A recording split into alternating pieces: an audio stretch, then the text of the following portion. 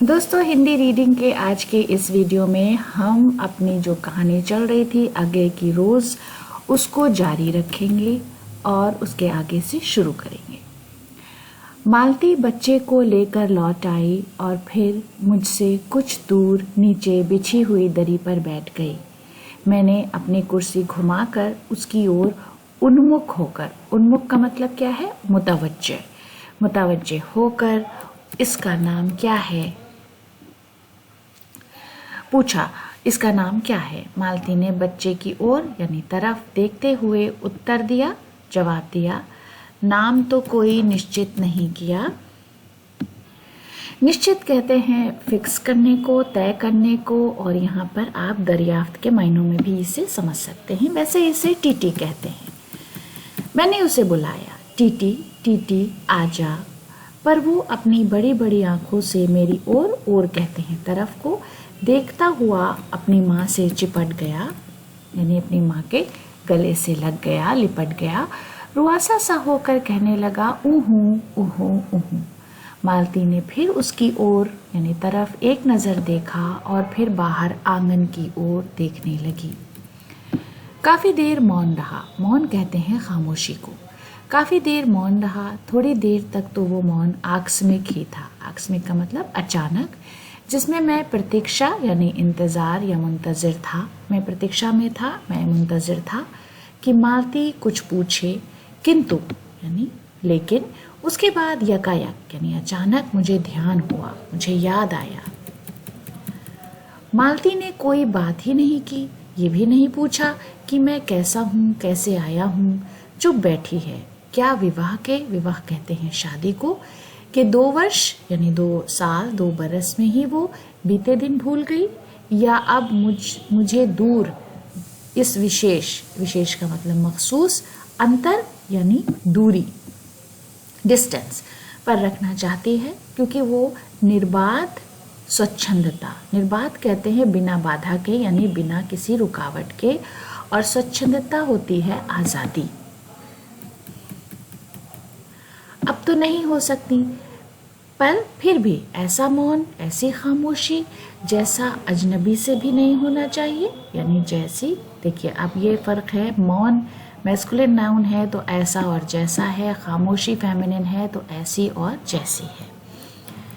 मैंने कुछ खिन्न सा होकर, खिन्न का मतलब है फ्रस्ट्रेट होना, मायूस होना, दूसरी ओर देखते हुए कहा, जान पड़ता है तुम्हें मेरे आने से विशेष प्रसन्नता नहीं हुई। विशेष का मतलब खास, प्रसन्नता का मतलब खुशी, तो कोई खास खुशी नहीं हुई।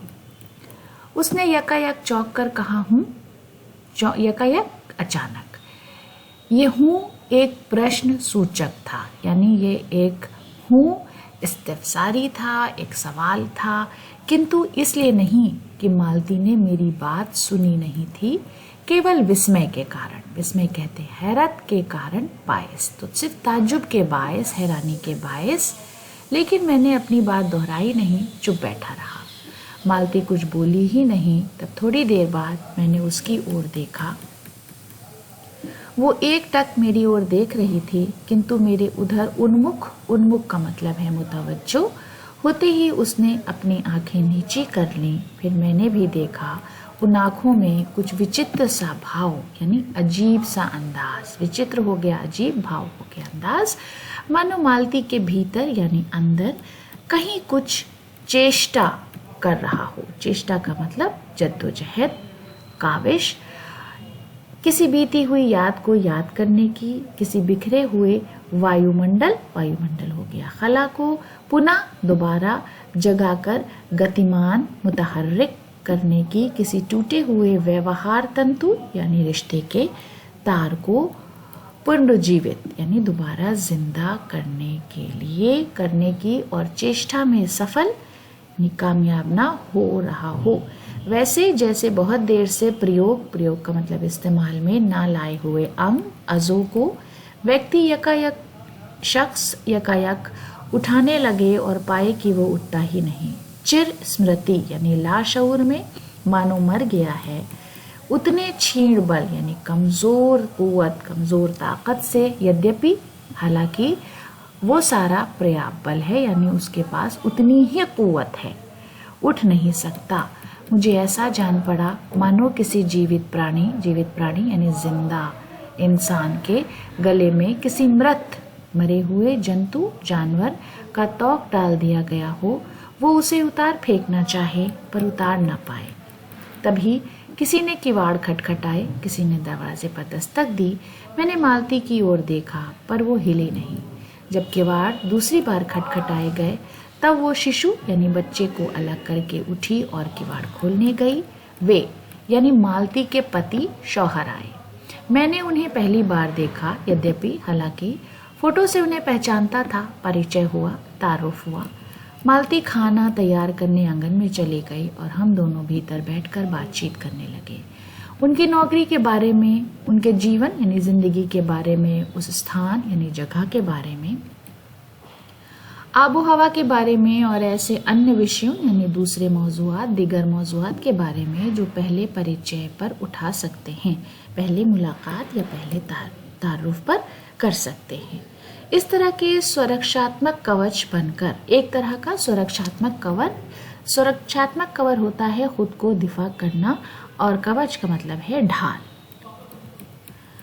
मालती के पति का नाम है महेश्वर। वो एक पहाड़ी गांव में सरकारी डिस्पेंसरी के डॉक्टर हैं। उसकी हैसियत से इन क्वार्टरों में रहते हैं। प्रातःकाल यानी सुबह सवेरे 7 बजे डिस्पेंसरी चले जाते हैं, 1:30 या 2 बजे तक लौटते हैं। उसके बाद दोपहर भर छुट्टी रहती है। केवल यानी सिर्फ शाम को 1-2 घंटे फिर चक्कर लगाने के लिए आ जाते हैं। तो दोस्तों, आज का रीडिंग का ये वीडियो यहीं पर ख़त्म करते हैं। अगले वीडियो में आपसे फिर मुलाकात होगी।